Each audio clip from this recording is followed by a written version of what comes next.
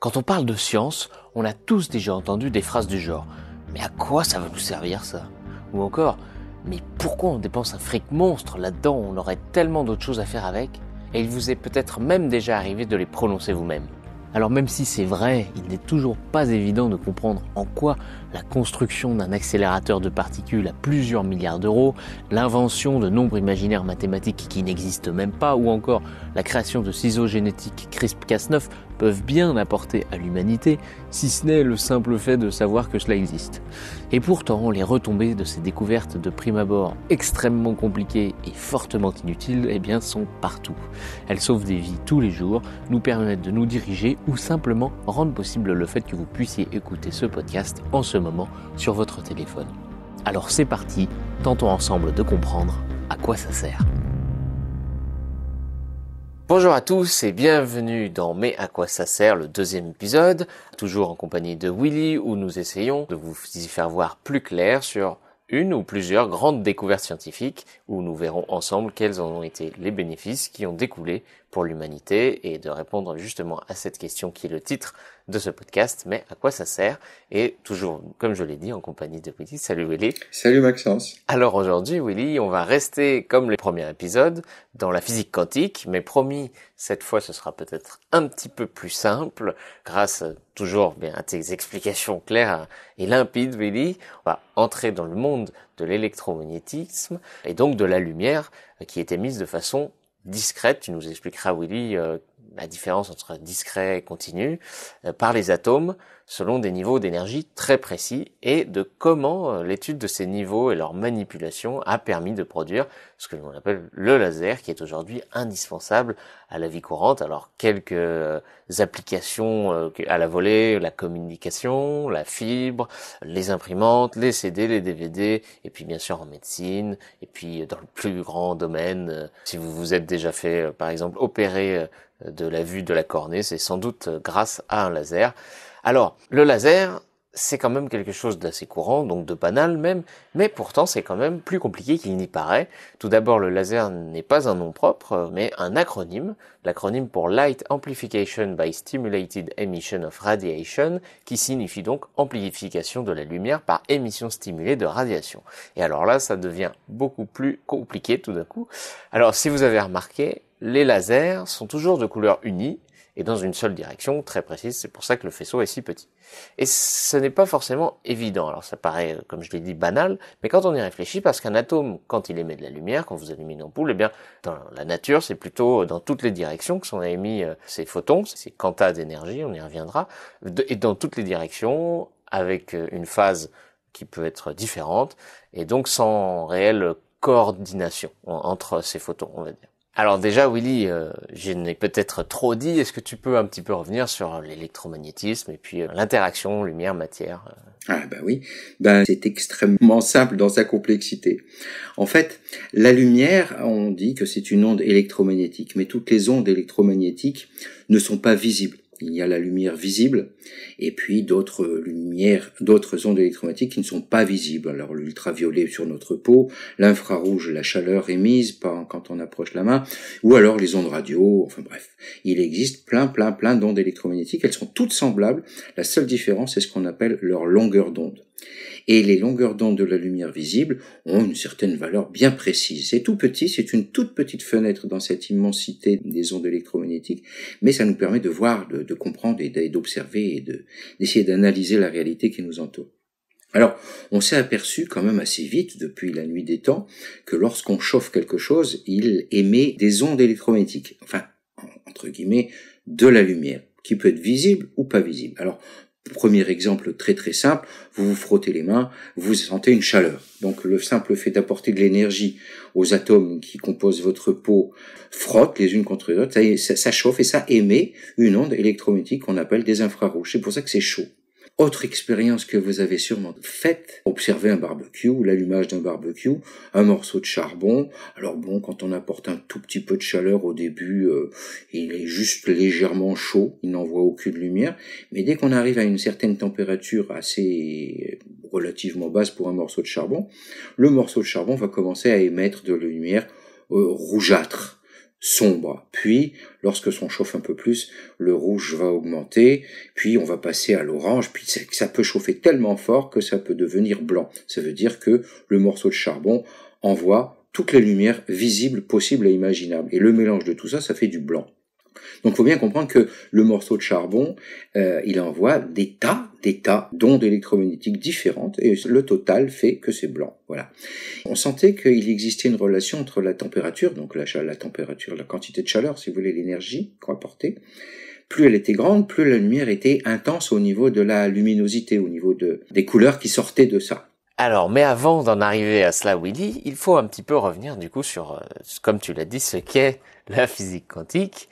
Et on va revenir pour ça à la fin du 19e siècle, où les scientifiques pensaient finalement avoir été au bout de la connaissance. Alors ça paraît peut-être étrange comme raisonnement aujourd'hui, mais ils pensaient bien qu'il ne restait plus grand-chose à comprendre, seulement quelques petits nuages, comme ils le disaient à l'époque d'ailleurs, dans ce ciel dégagé de la physique. Ces nuages qui vont donc se transformer en véritables tempête, et l'un de ces nuages qui est apparu donc, c'était avec ce que les scientifiques ont appelé la catastrophe ultraviolette, qui est une tentative de réponse à l'interaction justement entre cette lumière et cette matière, autrement dit comment ceux-ci interagissent ensemble. Et pour cela, donc Willy, ils ont étudié ce qu'on appelle un corps noir. Alors justement, Willy, est-ce que tu peux nous parler de cette expérience, et puis qu'est-ce que c'est cette catastrophe ultraviolette, tout part de là? Alors il s'est passé à un moment donné, on a voulu voir ce qui se passait à l'intérieur d'un four. Alors un four tout noir, avec des parois épaisses, etc. Et on met un tout petit trou pour regarder ce qui se passe à l'intérieur. Et bon, bien sûr, il n'y a rien dedans. Donc en chauffant le four, la chaleur à l'intérieur va être telle que finalement, il va y avoir une espèce d'équilibre qui va se faire entre les atomes des parois et la lumière qui est émise à l'intérieur, et ça va rebondir dans tous les sens. Il va y avoir un équilibre à un certain moment. Au début, bon, comme pour le charbon, quand la température est basse, la couleur la plus prédominante, c'est le rouge foncé. Puis, en chauffant de plus en plus, ça devient de plus en plus rouge vif, puis orange, puis finalement toutes les couleurs. Et la somme des couleurs, ça fait du blanc. Si vous regardez le four d'un potier, quand c'est très très très chaud, si vous jetez un coup d'œil à l'intérieur, c'est tout blanc. Là, on s'est aperçu quand même que dans toutes ces couleurs-là, il y avait toujours une prédominance. Alors, par exemple, le soleil, alors qu'il est loin d'être considéré comme un corps noir à premier abord, mais en fait, si on regarde bien, le soleil a une couche extérieure, et à l'intérieur, c'est tellement chaud, la couche extérieure, elle fait à peine 5000 degrés, l'intérieur, c'est des millions de degrés, donc on peut considérer que le soleil est un corps noir. La couleur émise par le soleil est dans les jaunes, un petit peu jaune. Donc voilà, le maximum de la lumière est jaune. Et bon, on s'est dit, on n'a qu'à continuer à chauffer. Donc plus on chauffait, plus la longueur d'onde, si vous voulez, la couleur devenait de plus en plus petite pour finalement arriver à l'ultraviolet qui est invisible à l'œil nu, mais qui est là quand même.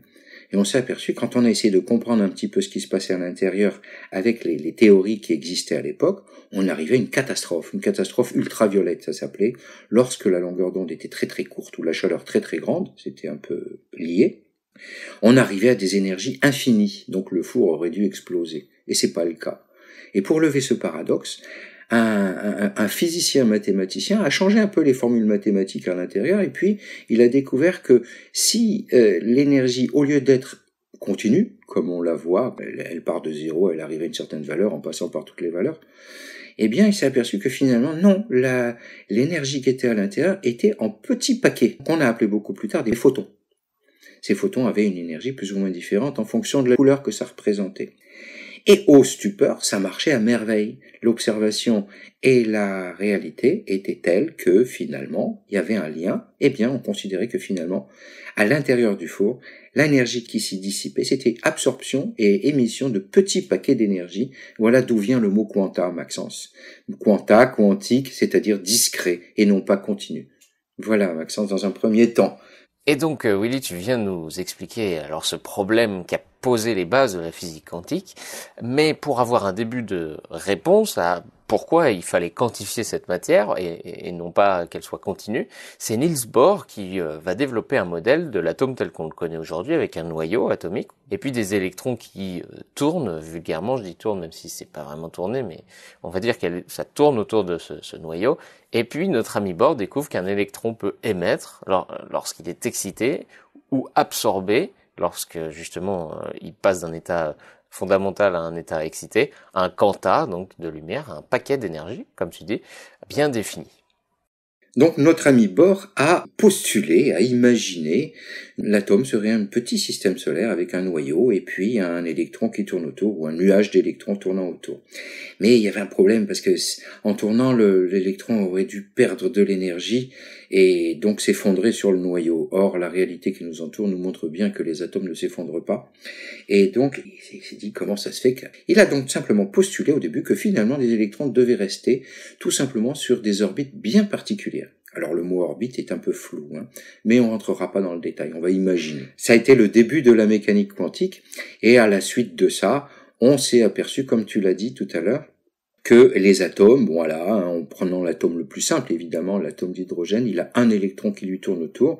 Eh bien, l'électron, il ne peut pas tourner n'importe comment. Il a des orbitales, on dit une sorte d'orbite autour. Mais il avait le droit qu'à certaines orbites bien particulières. Voilà, il était peinard dans sa première orbite, et puis il était tranquille. Si rien ne l'embêtait, il était peinard. Mais si par hasard, il chopait de l'énergie à droite à gauche par de la lumière, de la chaleur, de n'importe quelle manière, eh ben il n'était pas content, il s'excitait, et il passait à l'orbite qui lui était permise juste au-dessus, mais il pouvait pas y rester, il aimait pas.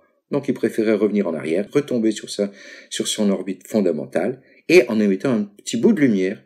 Et voilà, donc finalement, la lumière était créée de cette manière-là, par petits paquets de photons. Lorsqu'un atome, n'importe quoi, une molécule même, qui est excitée, passe d'un niveau d'énergie à un autre niveau d'énergie, en absorbant un petit paquet d'énergie, et en le réémettant parce qu'il n'est pas content. Voilà l'idée première qui a fondé la mécanique quantique, c'est-à-dire tout était discret. On ne pouvait pas passer d'une orbite à l'autre sans faire un saut quantique. Alors, finalement, à partir de ça, et grâce à ce qu'on appelle la spectroscopie, c'est-à-dire un espèce de prisme, vous voyez, un morceau de verre en angle, on pouvait déterminer, faire passer la lumière à l'intérieur de ce prisme, et on voyait que chaque corps qui était excité, et qui était chauffé, ou auquel on avait apporté de l'énergie, envoyait des lumières bien particulières à travers ce prisme. On voyait des espèces de petites bandes, de petites raies fines, et on s'est dit, tiens, c'est bizarre, ça envoie pas de la lumière partout, ça avait l'air d'être bien discontinu. Et en calculant les longueurs d'onde qui étaient émises par un atome d'hydrogène, par exemple, il avait donc des valeurs bien précises de mesure, et sa théorie collait absolument parfaitement par rapport à l'observation. Et grâce à ça, c'était le début de l'astrophysique, parce que avant on ne faisait jamais d'astrophysique, c'est-à-dire de la mesure dans les étoiles, et grâce à simplement un petit prisme, on pouvait analyser parfaitement les lumières émises par les étoiles, connaître leur composition, car chaque élément a un code barre bien particulier, c'est-à-dire envoie des lumières bien particulières. On peut parfaitement définir qu'est-ce qu'il y a dans une étoile, on peut en définir sa température, on peut en définir plein d'autres caractéristiques simplement avec un petit prisme et l'étude faite par Bohr et les autres. Donc c'était le début de l'astrophysique, c'est-à-dire l'étude des étoiles, la mesure dans l'univers. Voilà Maxence. Alors du coup, pour ceux qui écoutent et qui sont toujours là, je l'espère, vous devez vous dire, bon c'est bien gentil, mais j'étais venu pour comprendre comment fonctionnaient les lasers, quel est le rapport. Eh bien on y vient, et ça aussi, une fois de plus, on le doit à Einstein. Alors le principe d'émission et d'absorption qui avait été justement découvert par Bohr décrivait, comme tu dis Willy, assez bien ce qu'on observait, mais Einstein s'est aperçu qu'il manquait un phénomène, et c'est ce troisième phénomène qui pouvait se produire, et dont il a eu l'idée, qui s'appelle l'émission stimulée. Alors qu'est-ce que c'est ? C'est tout simplement, comme l'a expliqué Willy, quand un électron est dans un état d'énergie excité, qu'il est sur son atome excité, qui est instable, on va dire, sur cet état, eh bien si un photon d'énergie identique à l'énergie nécessaire à cet électron pour passer de l'état supérieur à son état fondamental intérieur, autrement dit la quantité pile qu'il lui faut pour se désexciter, vient à sa rencontre, eh bien il va le stimuler assez pour le forcer en quelque sorte à se désexciter en émettant à son tour un photon. Et là où c'est intéressant, c'est que ce photon va être le jumeau du photon incident, de celui qui est venu à la rencontre de l'électron. Il sera de même longueur d'onde, de même phase, autrement dit de même couleur, et dans la même direction. Rappelez-vous ce que je vous disais sur le laser au début, même couleur, même direction, etc. Vous allez commencer à comprendre d'où ça vient. Autrement dit, grâce à ce phénomène, donc, en envoyant un photon sur cet électron, dans un état bien particulier, on obtient en sortie le même photon qu'à l'entrée, puisqu'il n'a pas été absorbé par l'électron, et puis un deuxième photon identique au premier. Et donc on comprend, en tout cas Einstein avait compris que si on contrôle cette réaction, ça peut devenir infini, puisque si chaque photon va à son tour stimuler un électron qui va en émettre à son tour un autre, etc., etc., bien on obtient un jet de lumière puissant émis par une stimulation, ce qui est, comme je vous le disais au début, la définition du laser finalement, Oli. Exactement, oui, c'est bien dit.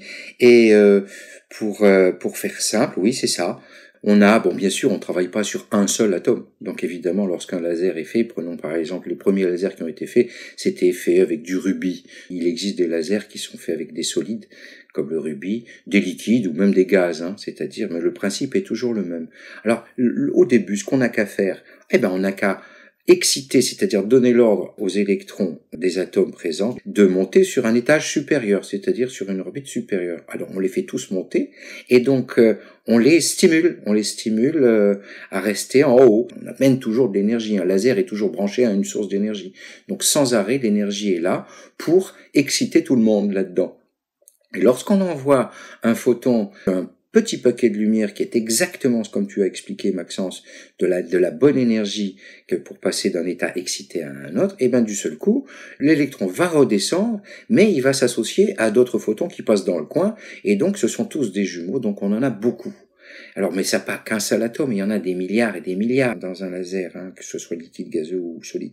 Et donc, ils vont tous envoyer finalement le même photon. Donc, on a une quantité gigantesque de photons, et ces photons ont tous la même fréquence, donc la même longueur d'onde, et l'énergie que chacun transporte est la même. C'est-à-dire que si je fais la somme de toutes les énergies qui sont balancées avec tous ces photons, ça commence à faire un petit paquet quand même.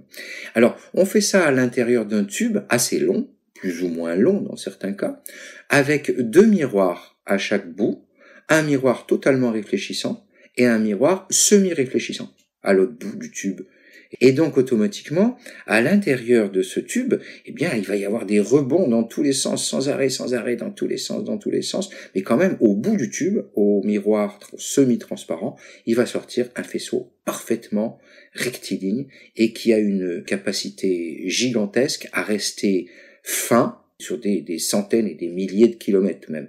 Donc ce qui fait que l'intensité de chaque photon à l'intérieur, tout ça, ça s'ajoute, et résultat des courses, le laser est un transporteur d'énergie avec une fréquence et une couleur parfaitement définies. Voilà, en gros, c'est en très simplifié, le schéma d'un laser. Voilà, Maxence. On l'aura compris, du coup, le laser, c'est finalement un jet de lumière cohérente, entre guillemets, donc où tous les atomes vont émettre cette même longueur d'onde bien caractéristique. Alors c'est pour ça que vous trouvez des lasers qui sont rouges, d'autres bleus, d'autres verts, mais toujours, comme le disait Willy, monochrome, d'une seule couleur. Et les applications du laser, comme on l'expliquait au début, sont partout en communication. Donc la fibre optique, par exemple, utilise les propriétés du laser, les imprimantes laser, les lecteurs CD, DVD et Blu-ray, où l'information est lue par justement un laser. Et puis dans le cas d'un CD, c'est une longueur d'onde plus faible, donc le rouge. Et puis dans le cas du Blu-ray, c'est une onde de haute énergie et donc un rayon bleu, un laser bleu, d'où son nom. Et puis sans compter les applications industrielles dans la découpe des matériaux par ordinateur, la soudure, le perçage, etc. Donc comme je vous le disais, en médecine, les opérations sur la cornée, grâce au laser, et puis de nombreuses opérations qui font appel au laser aujourd'hui, de plus en plus avec la robotisation et miniaturisation des opérations. Et puis, de manière plus futile, je dirais, mesdames ou même messieurs, si vous vous êtes déjà épilé avec ce genre d'appareil boîtier laser, sans le savoir, de manière totalement banale, vous avez utilisé les propriétés quantiques de la matière découvertes par des scientifiques il y a plus d'un siècle. Alors je voudrais rajouter, vous avez sans doute entendu parler de la fission nucléaire, la bombe atomique, les réacteurs nucléaires actuels. Bon, c'est un petit peu pénible parce qu'il y a du dégât et puis ça peut être un peu dangereux. Enfin, bref, on ne veut pas s'éterniser. Mais le futur, c'est la fusion nucléaire. La fusion nucléaire, ça permet à 2 atomes d'hydrogène de se coller pour fabriquer un atome d'hélium, comme ce qui se passe dans le Soleil. Et pour ça, il faut rapprocher très très fort ces 2 atomes d'hydrogène pour pouvoir se coller. Et dans certains cas, on est en train d'utiliser des lasers de très très très grande puissance pour permettre justement à ces atomes d'hydrogène de se coller pour fabriquer de la fusion nucléaire, ce qui permettrait d'avoir une énergie infinie pour toujours et gratuite. C'est un fantasme, c'est une utopie, mais on y vient. La deuxième chose importante, c'est que on a imaginé faire des vaisseaux spatiaux qui partiraient dans l'espace comme d'habitude, et puis à une certaine altitude, relativement haut évidemment, on déploie une grande voile. La lumière, en tapant sur cette voile, la lumière du soleil en tapant sur la voile, fait bouger le vaisseau. Donc normalement, il peut aller très très vite. Mais le problème, c'est que plus il va loin, moins il y a de soleil. Donc on mettrait un laser de puissance au pied de cette voile, et ce laser continuerait à accélérer le vaisseau. Donc voilà, c'est encore une troisième utopie. Ça peut être une solution au voyage interstellaire. Voilà, Maxence. Tu parles justement de l'utilisation des lasers dans l'espace, et il faut savoir aussi qu'il y a, en termes, tu parlais justement d'énergie, des projets de panneaux solaires en orbite autour de la Terre, puisque le panneau solaire, le problème sur Terre, c'est qu'il dépend de la météo, de la nuit. Or, un panneau solaire dans l'espace, eh bien, il aurait toujours l'exposition au soleil, et puis sans aucune perturbation de nuages, etc. Et comment transmettre l'énergie qu'il absorbe avec ces panneaux solaires? Eh bien, tout simplement grâce à un laser qui viendrait impacter un point très précis sur Terre, un système de miroir, et qui permettrait d'absorber l'énergie qu'il a accumulée. Voilà, entre autres, tous les débouchés et toutes les avancées qu'ont permis le laser, et encore d'autres, tant d'autres à venir.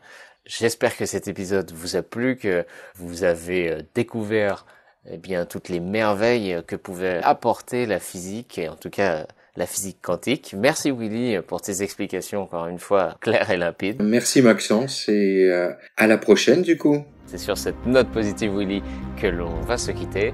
C'est tout pour cet épisode. Merci beaucoup à vous de l'avoir écouté. Puisque c'était une nouvelle émission, à laisser un commentaire, une note, et puis à en parler autour de vous, bien sûr. Et puis si vous avez aimé cette émission et que vous découvrez Willy et moi-même, je vous invite à aller écouter nos autres émissions de Replay Media, à savoir Omniscience, et puis surtout Poussière d'étoiles, où Willy nous contera l'histoire de l'espace, de l'univers et de la physique en général. En attendant, je vous dis à très bientôt pour un nouvel épisode de Mais à quoi ça sert, où vous découvrirez, je l'espère, d'autres débouchés d'une autre grande théorie scientifique.